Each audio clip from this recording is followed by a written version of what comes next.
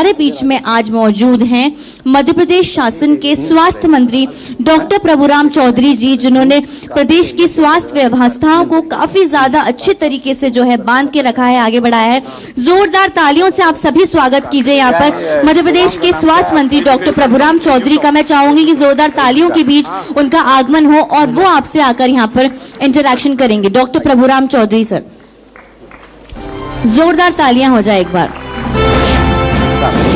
News 24 Madhya Pradesh Chhattisgarh, आपकी बात सच के साथ।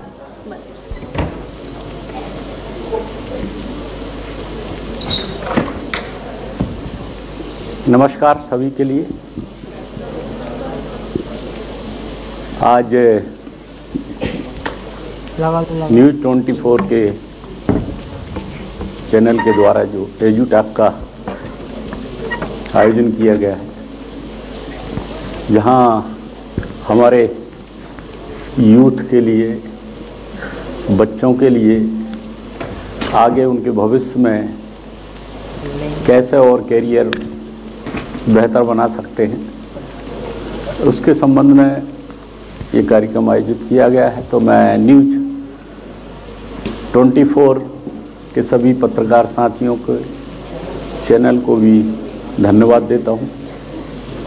दूसरा, आज के इस एजुटैक में जो विशेषज्ञ आए होंगे, जिन्होंने आप लोगों को अपना अपना अनुभव और हमारा बच्चों का भविष्य, फ्यूचर बनाने के संबंध में बेहतर बातें और आइडिया आपके समक्ष प्रस्तुत किए होंगे, उन सभी विशेषज्ञों को भी मैं धन्यवाद देना चाहता हूं। जहां तक मेरा अपना सवाल है, सभी आज हमारे बच्चे, बेटा बेटी यहाँ उपस्थित हैं, जिनका भविष्य उज्ज्वल है और जो आगे बढ़ना चाहते हैं।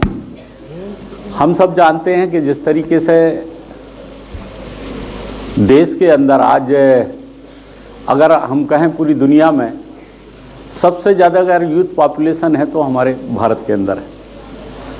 और आप ये देखने को भी हमको मिलता है कि हमारे जो देश के बच्चे हैं सबसे ज़्यादा मेहनत करते हैं। और दुनिया के किसी भी देश में अगर चले जाओ तो वहाँ आप देखोगे कि भारत के बच्चे, भारत के जो, चाहे हम डॉक्टर्स कहें, चाहे इंजीनियर कहें, चाहे साइंटिस्ट कहें, चाहे बिजनेसमैन कहें, भारत का डंका बज रहा है। चाहे इंग्लैंड में जाके देखो,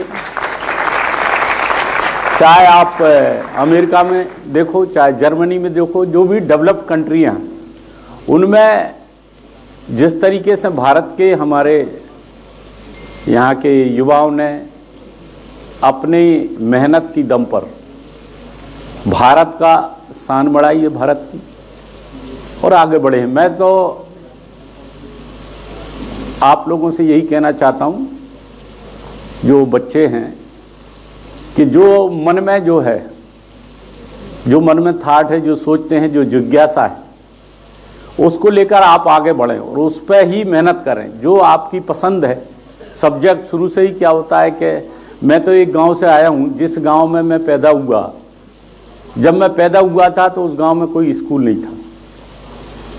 मैं बड़ा हो गया, बच्चों का एडमिशन तो 6 साल के अंदर ही उस समय हो जाना चाहिए था, लेकिन 6, 7, 8 साल का मैं हुआ तब तक गांव में ही स्कूल नहीं था, दूर तक स्कूल नहीं था। जब मैं होऊंगा 8 साल का होऊंगा तब वहाँ पर स्कूल खुला, पहली बार मैं स्कूल में गया गांव में। फिर उसके बाद 8वीं क्लास थी तो 4 किलोमीटर दूर पैदल, 11th में जब मैं गया तो 7 किलोमीटर दूर पैदल। उस समय तो साइकिल भी बहुत कम हुआ करती, मोटरसाइकिल और की तो बात हम छोड़ दें, पैदल ही आना जाना होता था, नदी पार करके भी जाना था। लेकिन मेरे मन में एक जिज्ञासा था कि मुझे पढ़ाई करना है, पढ़ना है, आगे बढ़ना है, और उसमें माता पिता का योगदान बहुत ज़्यादा था, क्योंकि उनके मन में भी थे कि बच्चा आगे बढ़े। पूरा सपोर्ट था। तो जब हम पढ़ते थे, घर पे काम, खेती किसानी का काम, दूसरे और भी काम होते थे, लेकिन उन सब से निकाल कर स्कूल जाने के लिए उन्होंने फ्रीडम दी, हम गए। अब जिस स्कूल में मैं पढ़ता था वहाँ माता पिता दूसरे गांव में, उन्हें तो नहीं मालूम था कि मैं जाता हूँ तो वहाँ खेलता रहता हूँ या रास्ते में कहीं खेलता रहता हूँ या स्कूल जाता भी हूँ कि नहीं जाता हूँ, लेकिन उन्होंने पूरा विश्वास हमारे ऊपर किया और मेहनत करके खेत में खलिहान में काम करके उन्होंने पढ़ाने का निश्चय किया। वो सब चीज़ें मन में थी कि हमें पढ़ना है, तो पैदल जाकर भी, स्कूल में जाकर भी, एक उस समय कोई ट्यूशन भी। जब मैं 6th क्लास में था तो जब मेरे से टीचर प्रश्न करते थे, जैसे बच्चे बैठे रहते हैं तो कुछ क्वेश्चन का मैं जवाब दे देता था, तो टीचर को ये एक्सपेक्टेशन नहीं था कि दूर दराज के गांव का लड़का जिसको ना तो कोई घर में कोई पढ़ा लिखा है ना इसको कोई ट्यूशन देने वाला है, लेकिन इसके मन में जो हम सवाल करते हैं उनका जवाब ये कैसे दे देता है। मुझे शिक्षक ने बुलाया, पूछा कि भाई तुम्हें कौन पढ़ाता है घर में। मैंने कहा कोई नहीं पढ़ाता, मेरे घर में तो कोई पढ़ा लिखा भी नहीं है, सिर्फ साक्षर हैं मेरे मदर फादर, जो अगर दस्तखत कहो तो दस्तखत बनाना उन्होंने सीख लिया है, वैसे तो उन्होंने कोई पढ़ाई नहीं की थी। लेकिन उन्होंने कहा फिर आप इस क्वेश्चन का हल आपको किससे पूछ कर करा। मैंने कहा नहीं, आपने क्वेश्चन किया, मेरे मन में जवाब उसका आया, मैंने जवाब दिया। तो पढ़ना में खुद की लगन, आदमी की इच्छा शक्ति। कई बार ऐसा होता है कि जब स्कूल में पहुंचते हैं तो बच्चे सोच लेते हैं कि नहीं हमको क्या करना है, उस ओर हम वो लोग आगे बढ़ें। कुछ लोग डाइवर्ट हो जाते हैं, कुछ साथ वाले होते हैं वो कभी डाइवर्ट करने का प्रयास करते हैं जिसका उनका खुद का मन हो। लेकिन मैं ये कहता हूँ कि बच्चों में जो मन में जिज्ञासा तो एजुकेशन के टाइम से ही हमें, आजकल तो व्यावसायिक एजुकेशन पर काफ़ी ध्यान दिया जा रहा है। आईटी के क्षेत्र में जाएं, एजुकेशन के क्षेत्र में जाएं, बिजनेस के क्षेत्र में जाएं। अब युवा, आज नौकरियों की जहाँ तक बात, मध्य प्रदेश में अभी मुख्यमंत्री शिवराज सिंह चौहान जी ने कहा है कि हम 1 साल के अंदर अभी 1 लाख युवाओं के लिए नौकरियां, सरकारी नौकरियां देंगे। प्राइवेट में जो कंपनियां हैं वो भी देखती हैं कि जो अच्छे बच्चे होते हैं, कंपटीशन का समय है, मेहनत हम सब लोगों को करना है, और जिस क्षेत्र में हम फील्ड में किसी एक क्षेत्र में कोई भी व्यक्ति अपना नाम रोशन कर सकता है, क्यों 10। तो न्यूज़ 24 मध्य प्रदेश छत्तीसगढ़ के खास कार्यक्रम एडुटॉक में मध्य प्रदेश के स्वास्थ्य मंत्री डॉक्टर प्रभुराम चौधरी संबोधित कर रहे हैं, छात्रों को टिप्स दे रहे हैं, सफलता के गुर सिखा रहे हैं और मंत्र दे रहे हैं। खास बात यह कि इस कार्यक्रम के जरिए शिक्षा, स्वास्थ्य, करियर बनाने के लिए तमाम अलग अलग क्षेत्रों में शिक्षा और स्वास्थ्य को लेकर टिप्स यहाँ पर तमाम सफल शख्सियत जो है यहाँ पर दे रही हैं। ये तस्वीर आपको दिखा रहे हैं और इस वक्त खुद सूबे के स्वास्थ्य मंत्री प्रभुराम चौधरी छात्रों को संबोधित कर रहे हैं एडुटॉक के मंच पर। करियर सलाह, भविष्य की संभावना और सफलता के मंत्र पर मंथन आज चल रहा है। एडुटॉक के जरिए ऐसे तमाम युवाओं को सफलता के वो मंत्र मिल रहे हैं जिनसे वो अपने जीवन को सफल बना सकते हैं, अपने इस संघर्ष को मुकाम तक पहुंचा सकते हैं। मिल्क प्रोडक्ट हो, कितनी वैरायटी, मक्खन हो, दूध हो, दही हो, हर चीज मामले में उस समय तो, अब आजकल तो हम लोग जब हम गांव में रहते थे तो आधा काम तो हमारा खाने का जो भी था वो गाय के द्वारा, भैंस के द्वारा, दूध के द्वारा ही बनता था। दूध सुबह उठे, गाय लगाई, भैंस लगाई, दूध मिला, उसी के बाद में चाय बनी, बाकी बाद में आगे का काम शुरू होता था। तो हम हर क्षेत्र में, किसी भी फील्ड में मैं समझता हूँ कि आदमी कारगर सिद्ध हो सकता है। और बच्चों के लिए आगे बढ़ने के लिए अगर शुरू से अच्छी मेहनत करते हैं, जो लक्ष्य बनाकर चलते हैं, उनको पूर्ति जरूर होती, कोई कभी पीछे नहीं रह सकता। बहुत सारे बच्चे डिमोरलाइज हो जाते हैं। एक ही समय ऐसा होता है जब थोड़ा सा कन्फ्यूजन की स्थिति होती है, उस समय निर्णय लेने की आवश्यकता होती है कि हमें कौन सी लाइन तय करना है, किस क्षेत्र में जाना है, बिजनेस के फील्ड में जाना है, नौकरी के क्षेत्र में जाना है, या दूसरे कोई काम है। पैतृक कई काम होते हैं। माता पिता का हमेशा सोच होता है कि हमारे जो बच्चे हैं, जो हम करते थे, अगर हमारे यहाँ खेती होती थी तो हमारा बच्चा खेती करे। कोई सोचता है, कोई कलेक्टर होता है, वो सोचता है हमारा बच्चा कलेक्टर बने। कोई बिजनेस में होता है तो वो सोचता है ये दुकान है, हमारा बच्चा आगे, ये हमारा आगे दुकान करे। लेकिन मैं ये कहता हूँ कि जो हमें करना है, उसके लिए अगर हम मन में तय करें और तय करके हम अपने पेरेंट्स को भी अगर कन्विंस करेंगे तो वो बिल्कुल सहृदय। मैं अपनी बात बता रहा हूँ, मैंने खुद ऑप्शन रखा था, लेकिन मेरे पिताजी ने कहा नहीं, जो निर्णय तुम लोगे उसके साथ हूँ। तो आज मैं आप लोगों के बीच में एज ए डॉक्टर और एज ए हेल्थ मिनिस्टर खड़ा हूँ। अदरवाइज मैं गांव का था, गांव में ही रहता, छोटे से एक किसान थे, खेती करता होता वहाँ पर पैदावार। लेकिन हमने निर्णय लिया कि नहीं, हमको MBBS करना है, हमको डॉक्टर बनना है, तो हमने डॉक्टरी भी की। डॉक्टरी करने के बाद आज मैं एज ए हेल्थ मिनिस्टर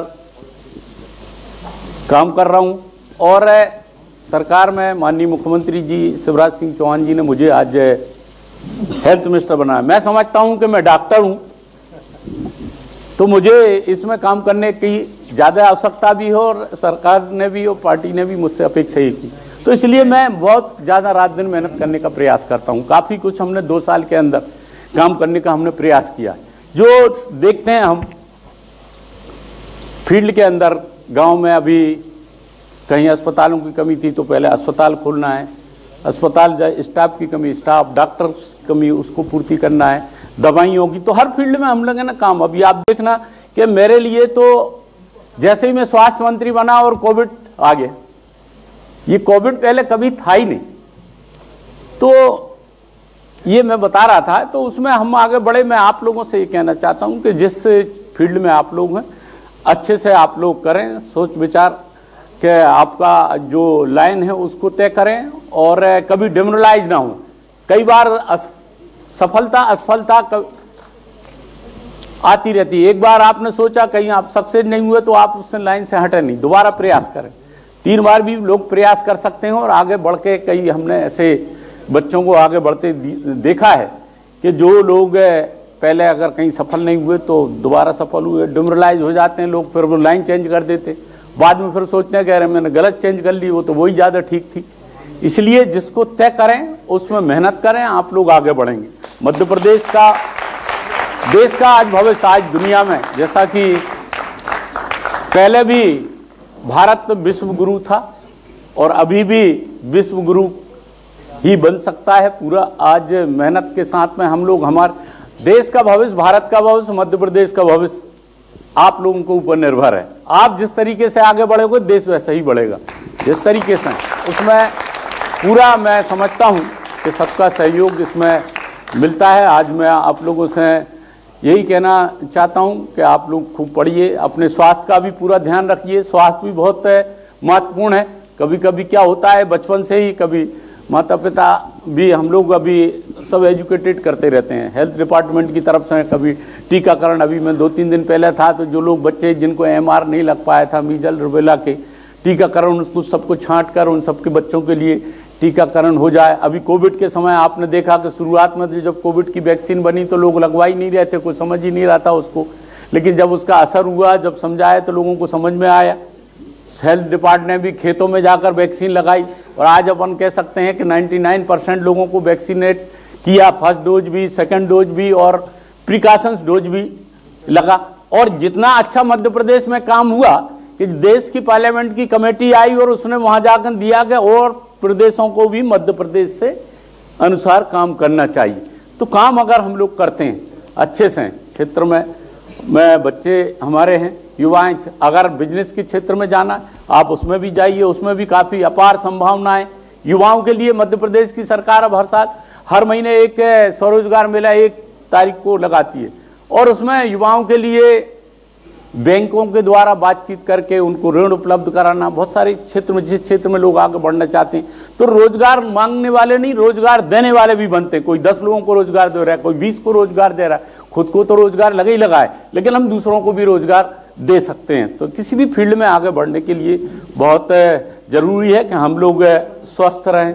पूरा हमारा दिनचर्या है उसको भी पूरा तय करके चलें।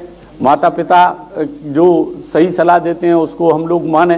कभी कभी हम भटक जाते हैं, घर से जाते हैं, कई बच्चे होता है कि बोल रहे हैं हम स्कूल जा रहे हैं, पता लगा कि वो कहीं दूसरी जगह चले गए, कहीं पिक्चर देखने चले गए, कहीं खेलने चला गया और घर पे आए तो बाद में पता चला तो रिजल्ट उसके कमज़ोर आते।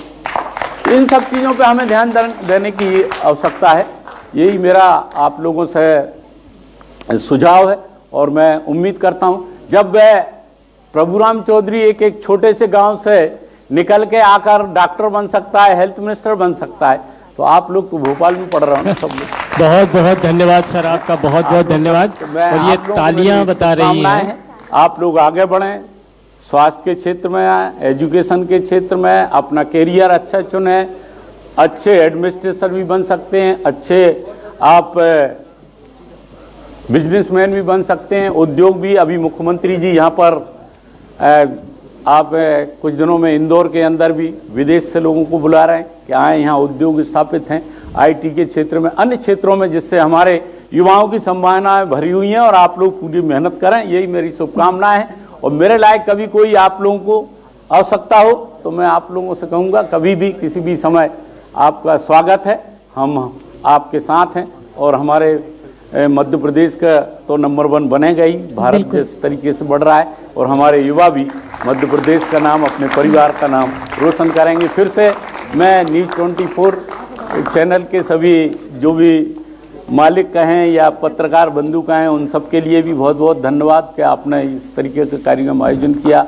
और बाकी अन्य सभी बहुत धन्यवाद सर, आप भी जो सम्मान है उनका।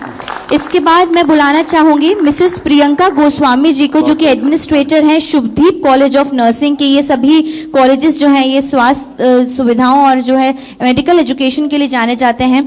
Shubhdeep college of nursing, Mrs Priyanka Goswami जो कि एडमिनिस्ट्रेटर हैं। मैं चाहूंगी कि हमारे स्वास्थ्य मंत्री जो प्रभुराम चौधरी जी हैं वो उनका यहाँ पर सम्मान करें। अच्छा मंसूर। और अंत में मैं चाहूंगी हमारे resident editor Madhya Pradesh Sandeep Bhamarkar sir और Ashish Tiwari sir resident editor Chhattisgarh को, कि माननीय मंत्री जी का, स्वास्थ्य मंत्री जी का वो यहाँ पर सम्मान करें कि उन्होंने अपना जो है बहुमूल्य समय यहाँ पर दिया। और यहाँ पर जितने भी जो हमारे जो बच्चे हैं, जितने भी छात्र हैं, उनको यहाँ पर एक मार्गदर्शन दिया। सर बहुत बहुत धन्यवाद आपका समय देने के लिए। बहुत ही एक इंटरैक्टिव सेशन, बहुत ही अच्छा सेशन जी।